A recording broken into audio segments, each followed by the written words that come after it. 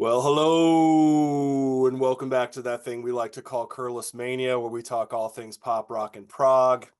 Before we do anything else this evening or today, whatever you're watching, I need to welcome back to the channel, and I'm very happy to have him back. It's been way too long.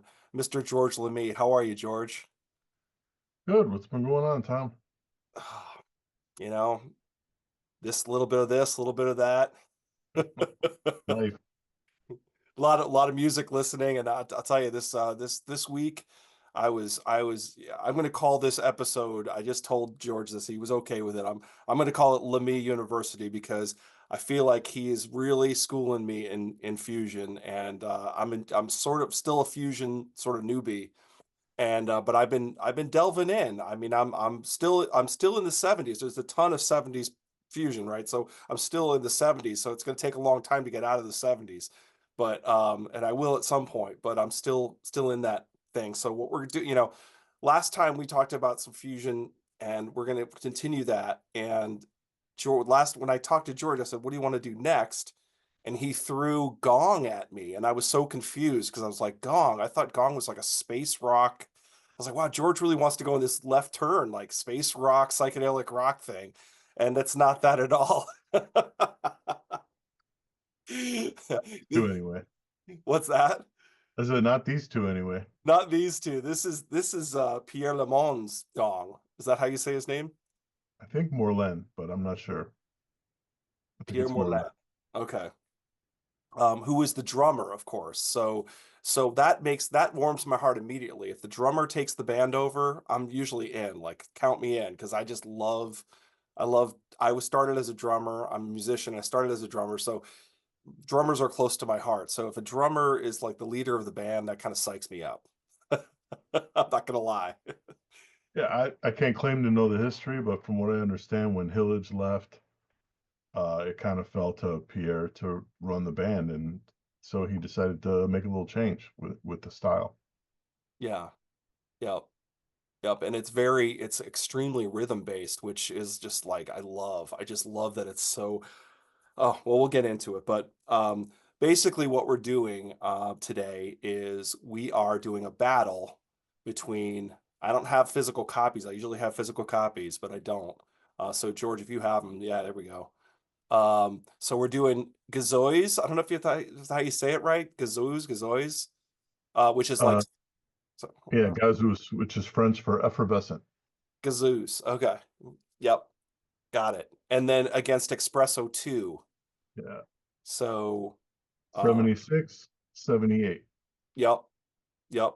And Espresso 2 is kind of odd because there's no one, but it was, I think, Gaz I don't know, he's Gazus. Yeah, Gazoos. that was originally titled Espresso when it came out in France. Yes, there we go. Yep. Yeah. Yep. So So that was it's strictly an American thing. Espresso 1, Yeah. basically. And one of the tracks is, the first track is called Espresso. So there you go. So it's a lot of confusion there, but that's basically what it was. Um, so yeah, so this is essentially Pierre, the drummer, took over the band and he turned it into sort of this jazz fusion, jazz rock thing.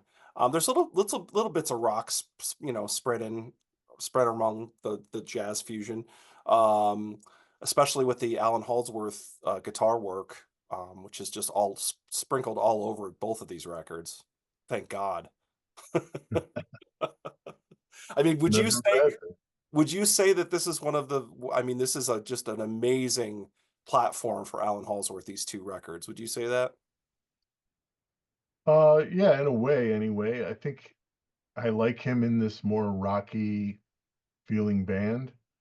Uh, and in a way, not because I would say a lot of ways he feel compared to some of the other records he was doing around this time, he feels a little bit reined in the solo spots. Not all of them, but some of them that he feels a little bit reined in. But he still gets his playing time. Definitely. Yeah. Yeah. So I've been starting a lot of these episodes very similar where I ask the guest, when was the first time you heard these records? Do you remember when did you hear these two albums? Generally, yeah, it's early to mid '90s was like the height of my used record store days. We'd go every Saturday morning. We'd go and hit all the local shops, and that was also in the days where I was really starting to build the Fusion collection. So the two things kind of went together. We came across these records. They had Holdsworth on them. Asked the guy at the counter. He knew him. We went to one store in particular where the guy knew our tastes and we knew his tastes, so there was a trust thing there. And he told us, yeah, yeah, you guys got to check those out. So we brought them home, and yeah, we dug them both. Yeah. That- Oh my God, that's really cool when you get to know somebody and they kind of know your taste and they say, "Hey, if you like that, you might like this." That's like the best of oh all yeah, that's super valuable. worlds. Yeah, yeah. So point you in the right direction. So which you've done with me. I mean, you've helped me with fusion. So it's. I mean, we always say music is like an ocean, right? Music. There's so many different parts of when you talk music. It's just like and for someone to just say like, "Hey, if you want to start with fusion, you might want to go in that direction." It's a big. It just that alone is a big deal. It helps. Oh, I mean, it could be a roadblock. I think very early on when someone started me off, they started me with Weather Report, and that's really not my vibe. Even to this day, I like them more than I did then. But at the time, as an '80s metal kid, someone showing me a kind of a wispy sax-led band. I mean, it just wasn't a good starting point, and Yeah. it kind of pushed me off a little bit, And then before I heard Return to Forever, and then Jean-Luc Ponty, I'm like, oh yeah, this is more like it. But Yeah. Yeah. what if I had just heard the Weather Report and went, you never Yeah. know. Yeah.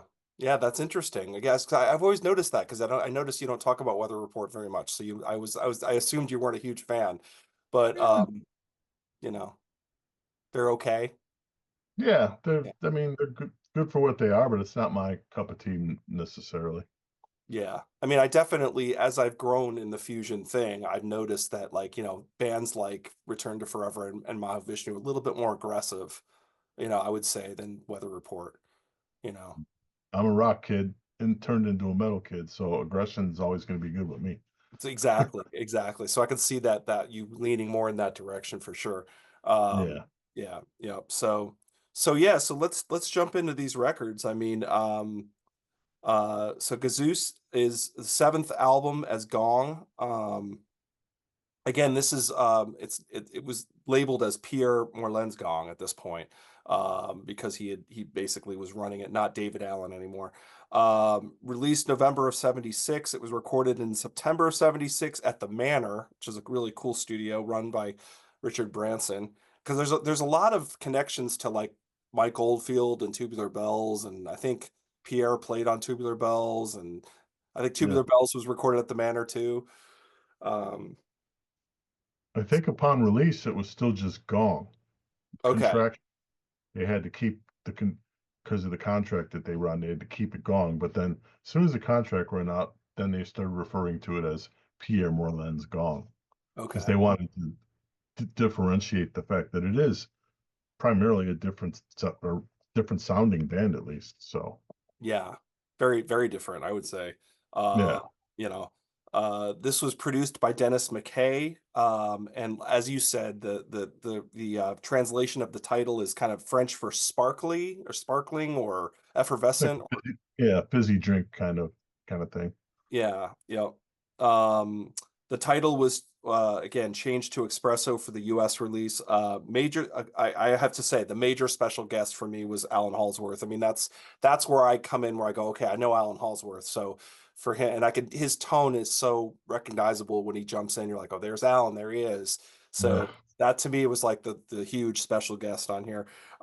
He's playing all over it. And he also has writing credits on here too, as well. So yeah, uh but really there's a prominence of like vibraphone and marimba and drums. That those seem to lead the way on a lot of these tracks, you know. yeah. These like you said, these are very percussion minded albums. There's a pair of percussionists, one playing mostly the noted percussion stuff, and then another person playing actual percussion, and then Pierre Moerlen on drums. So you basically have three people playing percussion in some form. That's a very percussion led sound. Pretty cool. It's very and it's like seamless. I mean, that's the one thing that really hit me hard about these records is that the three people playing percussion and it's sounds pretty seamless. I think one of them might be his brother, right? One of them is his brother, Pierre's Yeah, brother. Benoit. Yeah. Yep. So they seem like they're locked. They're just like they're locked. It's like, oh my God, it's so cool. Um, so so what do you think of the opening track, Espresso? Espresso is a great opener. Well constructed solo from Holdsworth. Uh, One of the best songs on either of these albums, I would say. That's a really good tune. And then you go into Night Illusion. That's the first of the two Alan Holdsworth compositions. Mid-tempo, plaintive melody, I would say. I like that song. Then you got a two-part Percolations. This is the showcase piece of the record, I would say. That's about 10-minute song.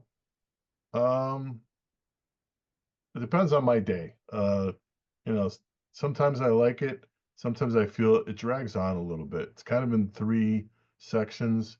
You got the beginning section with the malleted percussion, and then in the middle, you got drums and percussion, and then the last 3 minutes or so is an unaccompanied drum solo. And I'm not the hugest fan of unaccompanied drum solos on studio albums. I don't know why. I just never have been. It gets a little. I start losing distance from it. Mm, So I think it's a good song, but some days it's not what I want to hear, kind of a thing. It's a yeah, little yeah, kind of a roadblock. right. Then you got Shadows of the second Holdsworth composition. This is maybe my other favorite song on the album besides Espresso. Um, Yeah. Outstanding tune. Holdsworth solos again, and this is the Holdsworth you want to hear. This is him unleashed a little bit. This is the second longest song. It's like 8 minutes, and this is him cutting loose. So very exciting. And you got Esnuria for me, solid track. Um, really good flute solo. Solid sax from Didier Malherbe. I mean, that's a good tune.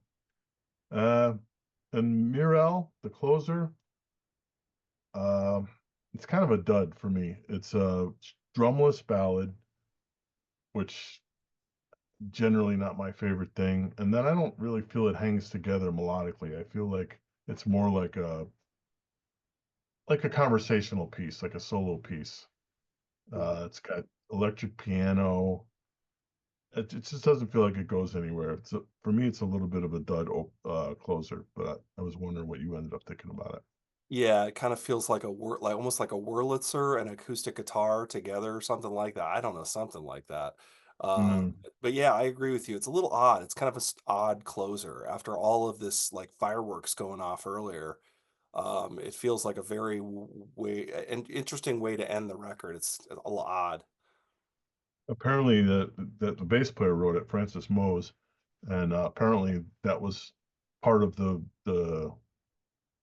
the narrative back then too. Is that hey, this is a weird closer? A lot of people said, and he pushed back on it. He said he thought it was absolutely just right for a closer. So Okay. whatever, different strokes.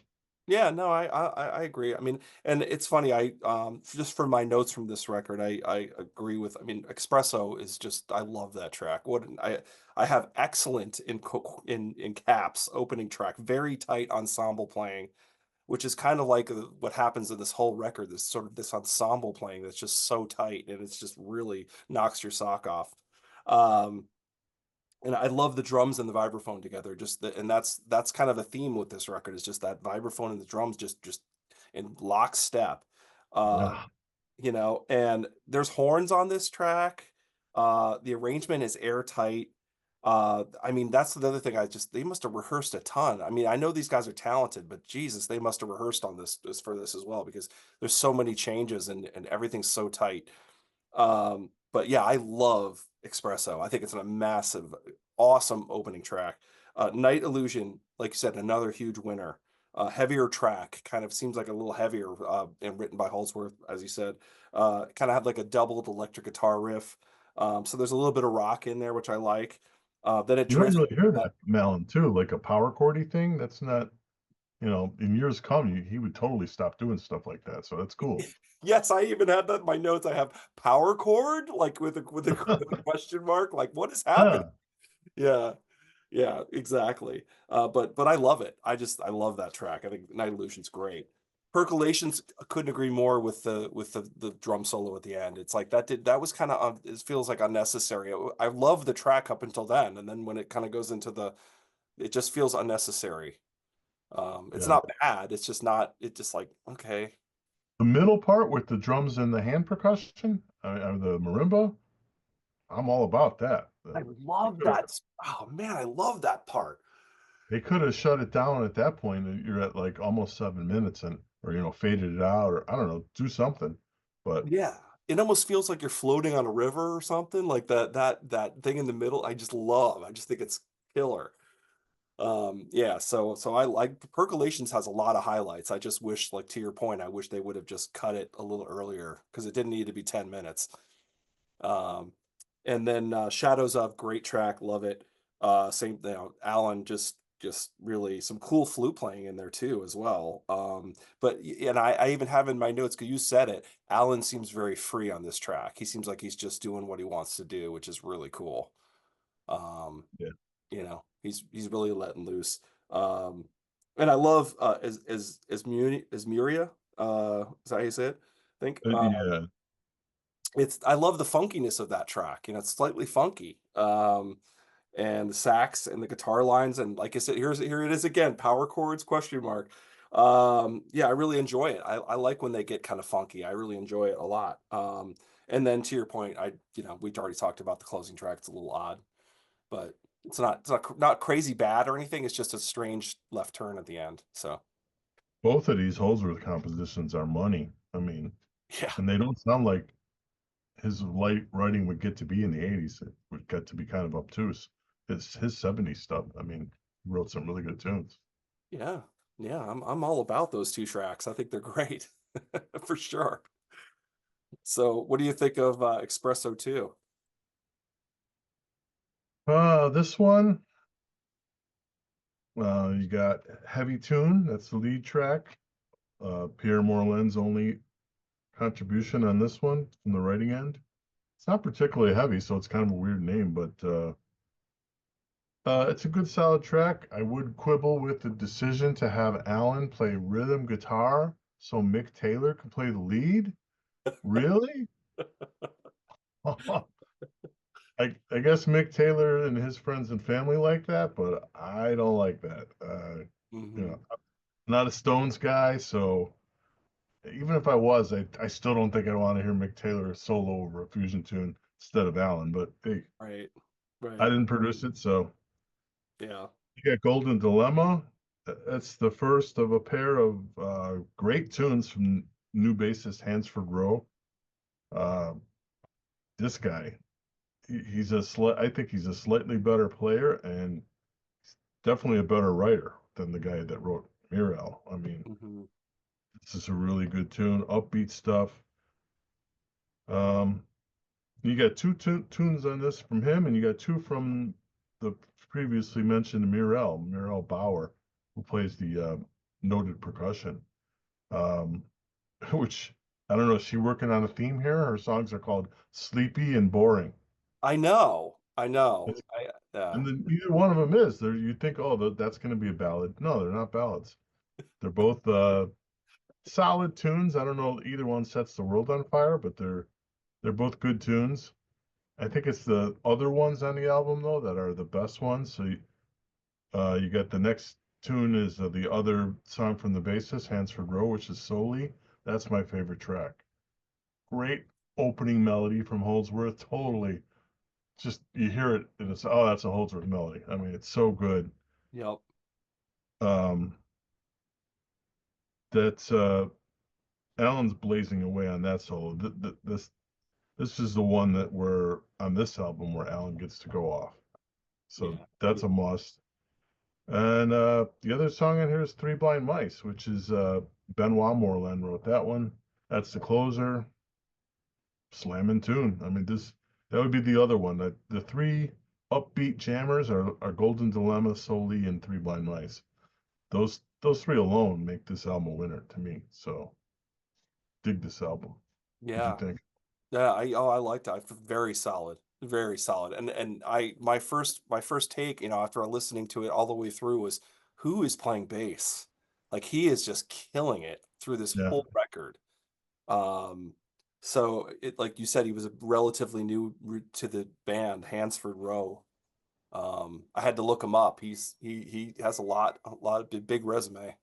Yeah, he came from somebody. I don't remember who. Oh, I Yeah. should mention too that you got violin on a couple tracks on here. If I didn't mention that, Eric would kill me. Um, Daryl Way from Curved Air is on a couple of these tunes, and he is a welcome addition. I like Eric. I love violin, and I think him in particular, he's doing some good playing on these. Yeah. Yeah. So Yeah, what was the track that really for me it really stood out was Boring. I yeah, mean, you know, boring. I can't believe they called their song Boring. I mean, and I put anything but, it's really not boring at all. It's a good he track. plays in both of those tunes from Bauer, Yeah. Sleep and Boring, and it Yeah. does good work on both of them. He does. He definitely does. I noticed that too. I was like my ears perked up. I was like, "Who's playing violin? That's pretty cool." Um but Heavy Tune, just a quick rundown, by the way. This is their eighth studio album, released March 78, recorded in summer 77 at Pi Studios in London. This was their last release on Virgin Records, produced by John Wood and the band. And Heavy Tune, I liked it. I think I like it more than you because I do like Mick Taylor. I like the Stones, so I kind of like that sort of flavor to it. I didn't mind it. But you're right. It's kind of tough when you've got Alan Holdsworth in the band. It's hard to ignore that. But it almost feels like they were like, oh, hey, we got Mick Taylor in the studio. Let's use it like regardless of what he was gonna do. So let's put him on the album. Yeah, That's probably what happened, but I thought he did a pretty good job. It's kind of a bluesy feel rather than, the sort of angular feel that sometimes that Holdsworth does. Um, but Golden Dilemma, just man, love Golden Dilemma. Oh my God. yeah, So good. Comes out of the gate on hyperdrive, another cool vibraphone led jam, super tight rhythm section, and like I said, the bass playing and drumming is just so good. Um, and it gets kind of funky again, which I really like. I love when they get a little bit funky. It's like, I like this. yeah. Because not everyone can do that. It's a real shame this band didn't do more records because I think they would have explored a lot more different stuff with the instrumentation and with the styles. I think it would have been just great to hear, but Yeah. the next one they did is that's the first one they started calling Pierre Moerlen's Gong. I think it's called Time is the Key. It Holdsworth's on maybe a song or two on that, but the style is kind of dancey. I mean, it's different. It's not like these two. No. Okay. I don't recommend it. But Yeah, interesting. Um, but Sleepy, again, I put I keep saying anything but. I'm not quite sure why they're calling these songs sleepy and boring, but um unmistakable playing and tone of Alan Halsworth, of course. Cool bass again, I have. Creating a canvas for Halsworth to paint on, basically. And a very cool violin solo by Daryl Way. yeah, Uh, and then they have a crazy drum and marimba break at one point. It's just crazy. It's like what? It just comes out of nowhere, and you're like, what? It's yeah, it's great. Solly agreed, another winner, written by the bass player again.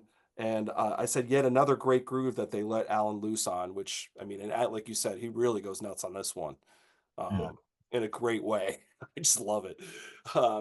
It's awesome. Boring is not boring. It's built on a cool circular marimba vibraphone melody. And to your point, Daryl Way really adds a lot of spice to it. And Three Blind Mice, much better closer on this record. Kind of a powerful, right up their alley kind of closer with the Allen's back again, adds muscle to the track, and it's a great closer. I like it. Yeah. He's one of these tunes he's uncredited on. If you just looked at the credits, he's credited on 3 tracks, but he's actually on 4. I think it's either Boring or Three Blind Mice that he's on, but he's not credited. But Yeah, as soon as he comes in, you know who it is, of you can course. tell. You can tell it's him. Yeah, there's no way. No one can imitate that. Um, you know.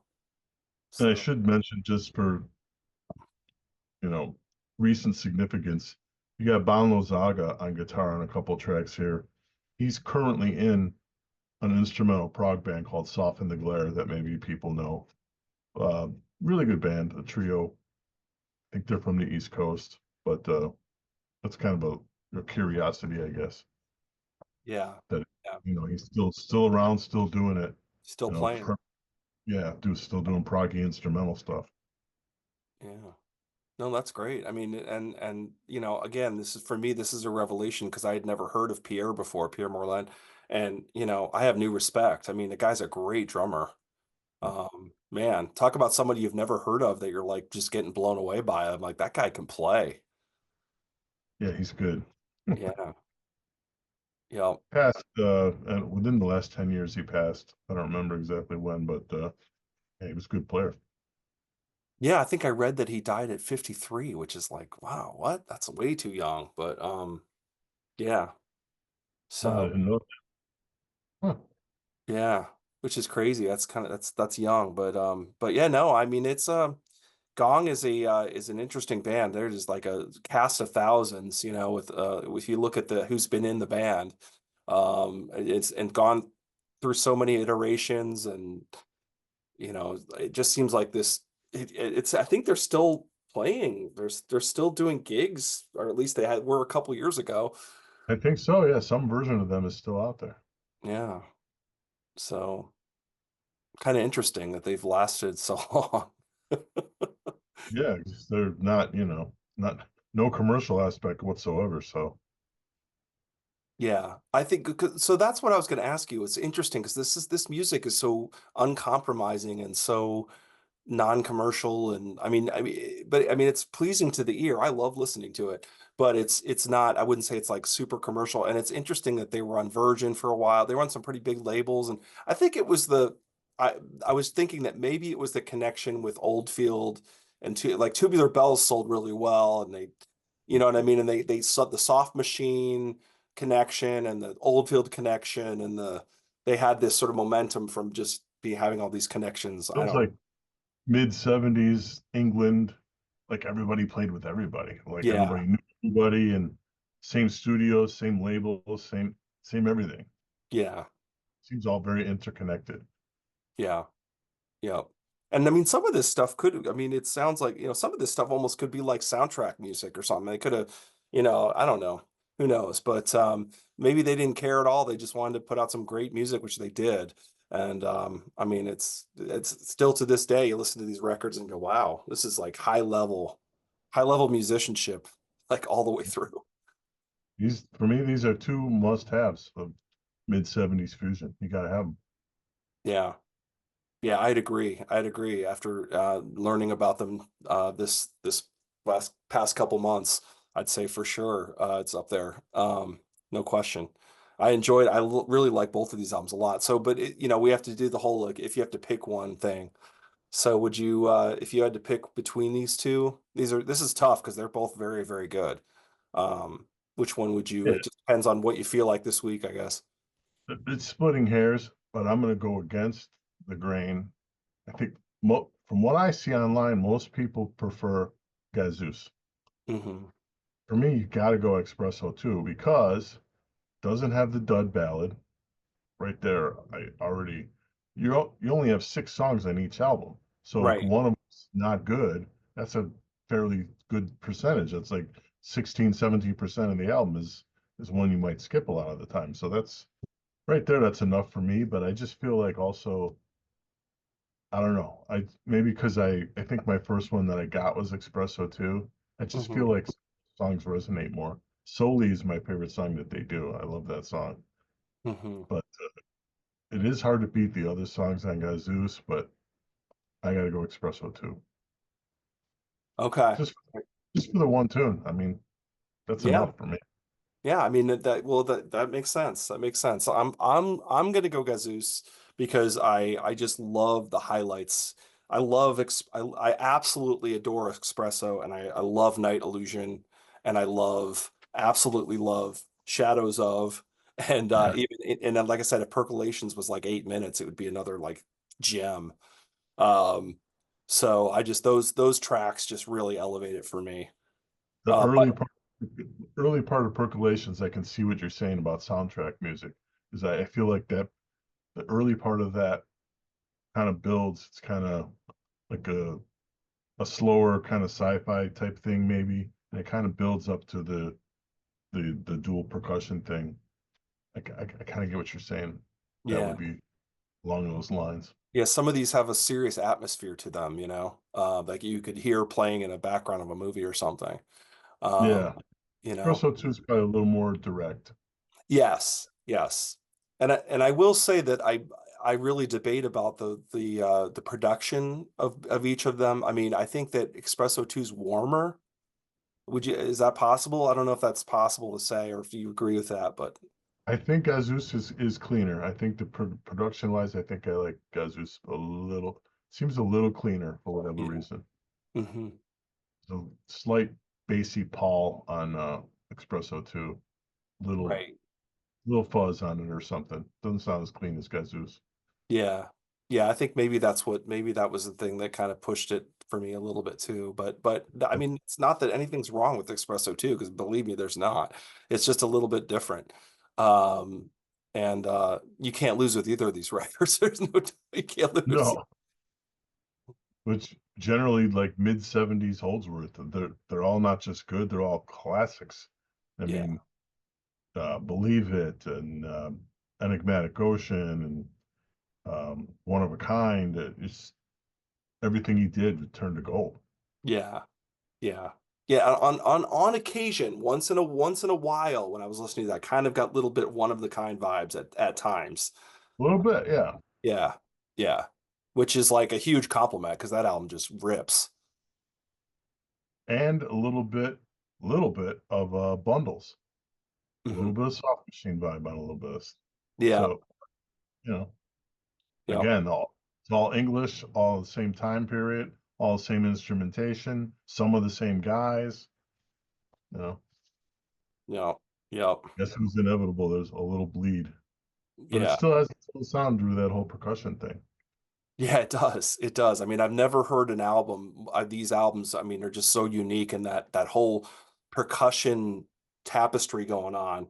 And it's like it's unique. You don't hear that. It's like just I mean, it's just like it's this thing, it just keeps going like this, and it's just like it's beautiful. It's so well done. Yeah, So well done. must-haves, people. Must-haves. Yep, yep. So I'd say class dismissed. You've been schooled. This is Lamie University, people. And definitely if you don't know these records like me, if you didn't know, go discover them right away because they're worth it. If you know. I wouldn't have picked these two if I thought you didn't know them at all. I kind of picked them because I thought you might know them because of the whole they were a prog band thing. Yeah. Yeah, and I It's interesting. didn't. There Oh, you that's go. cool. There you go. But I'm glad we did this because I dug this. I mean, this is like learning something new. It's almost like discovering something new that you never knew about it before. And I was like, and I think I could kind of tell from the way you presented it that you thought that I knew it. And I was like, I don't know these albums, but I'm psyched that we did this because it was really fun. Yeah, that kind of reminds me of some of the people we have on Four Fusion Friday when they don't know the albums. The people that get into the concept of, I don't know this, and they want to dig in, and they come out like, oh man, it was great. Yeah, yeah, totally. I feel that way because I really was listening to these albums one at just at like on repeat for all week long, just really trying to absorb them, and it was a pleasurable experience. It was enjoyable, um, Awesome. because like I said, the drumming thing. I just love the percussion drumming focus and just that the way it's things are kind of moved forward on a lot of these tracks by the percussion and the drums. I love that. So Well, our friend Eric loves malleted percussion. Like he loves vibes and marimba, xylophone, any of that stuff. So yeah, these are winners with him too. so he must like these records a lot. Yeah, Yeah, yeah, mallets and Holdsworth. Yeah, he's in. he's in. Yeah, yeah, yeah. Excellent. All right, people. Well, there you go. We made our picks. But like we said, you gotta if you don't know these albums, you gotta get them right away and go check them out and go listen to Gong because this is a different version of Gong that you would think of. That, like I said, from my version, original version was kind of the psychedelic space rock thing, and it's not that. This is not that at all. So this is a fusion, fusion extravaganza. You're gonna pick up hard copies now, right? Yes, I am. I'm going to have hard copies. Yes, they're on order. I can't. I found Gazoos, but I can't find Espresso 2. I can't find hard copies of it. Wow. I mean, I'm going to keep looking.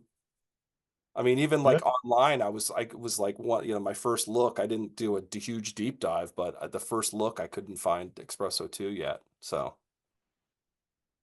it's out And there. that always trips me out. Like when somebody doesn't have something, and then I'll go look, and it's like, why is that not out there? But sometimes stuff just isn't.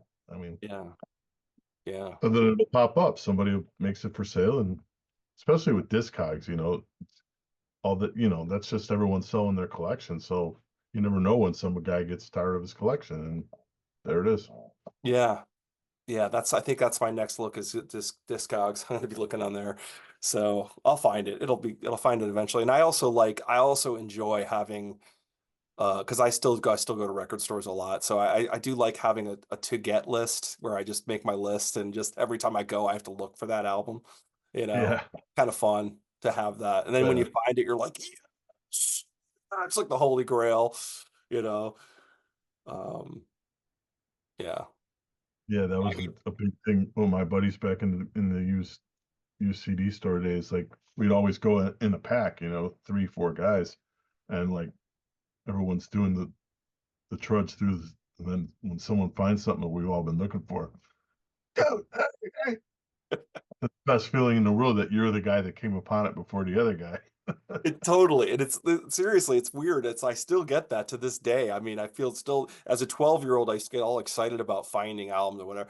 And it's like I still get that feeling like certain albums, you find something that you haven't seen in like forever, or something that you're kind of looking for in the back of your mind, and you kind of get that when you're like going through the bin, and all of a sudden, like you find it, and you're like, it's like if it's in good condition, you're like really pumped, you know. Yeah, So, yeah.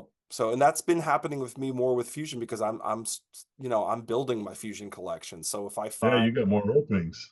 yeah, so if I'm finding just like the main, I mean, I found a good vinyl copy of Romantic Warrior, and I was pretty psyched, and just stuff like the basics, just building the basics, building blocks. And sometimes Eric grouses that he can never seem to catch up. I'm like, dude, you're not gonna catch up.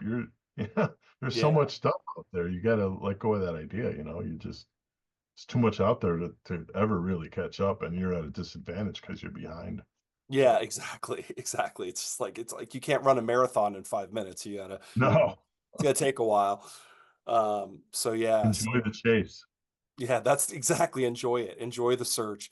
So yeah. So I think that's a good place to end. So if you've been with us this long, we really appreciate it. This has been the Fusion episode, and hope you guys liked it. And if you're not familiar, as George is holding those up, check them out. Check them out. You're gonna like them. And like you said, if you like prog, I don't see. We talked about this before we started. It's like if you don't like prog, or if you like prog, sorry, I don't see why you wouldn't like these records. Um, you know, so when you hear things on like when it on like for example like what gorilla from like you know Genesis from Wind and Wuthering or something like that. I mean, it's not that far from that. Um, Something like that. So, Yeah. you What's know, that first track on Hackett's album? The first Hackett album. Oh, Hand of the no. Do do That's do who. do do do do do do do do do do do do do do. If you like something like that, you're gonna like Ace of Hand of the. Wands. Ace of Wands. Yes, they so wants. Yeah. Yeah. Yeah. I kept wanting to say Hands of the Priestess. That's not it. Um, but I do love, God, man, I love that first Tackett record. Oh, it's so good. Oh my God. Love that album. But anyway, that's a whole nother topic. So anyway, thanks again, everybody. And thanks again, George. Thanks for coming on. It's been great. Been Yeah. fun. Yeah. So we'll do it again. But thanks everyone, and we'll see you next time. Oh, also hit that like and subscribe. If you like what you see and you like the content, you got to hit like, and you also have to subscribe because it just really helps the channel a lot. And I always have to say that because people, a lot of people will like what they watch and they just forget to hit subscribe. It's like, come on, man, just hit subscribe. It'll help me. It doesn't take, it takes 2 seconds. So thanks again, everybody, and we'll see you next time on Curless Mania. See ya.